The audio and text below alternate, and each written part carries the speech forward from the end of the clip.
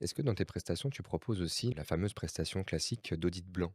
Est-ce que c'est quelque chose Oui, que tu fais? alors c'est quasiment systématique. D'accord. Dans notre accompagnement, c'est quasiment systématique en fait, à la fin de la préparation, à la fin des 2 heures de coaching, on fait l'audit à blanc pour mettre, en situation la Ouais, ça les personne entraîne aussi. et qu'elle soit plus à l'aise, le jour J.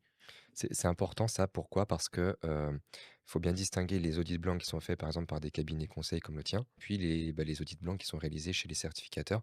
Pourquoi? Parce que nous, l'audit blanc qu'on vend, alors là, je me tire une balle dans le pied, hein, quand je dis ça, mais l'audit blanc que l'on propose, et ça, on est très transparent, enfin ça, on le dit, il s'arrête à la constatation d'écart.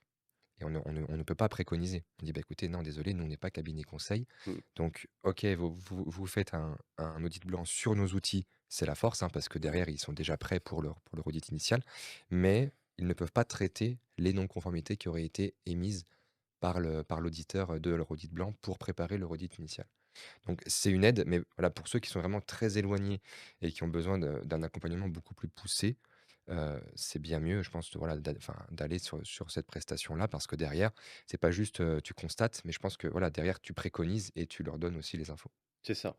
Quand on voit des écarts dans un audit blanc, on les identifie et on va conseiller sur les corrections. On donne le conseil, mais on corrige pas pour eux, encore une fois. Heu, Ils font les corrections, on se revoit et on valide les corrections ensemble.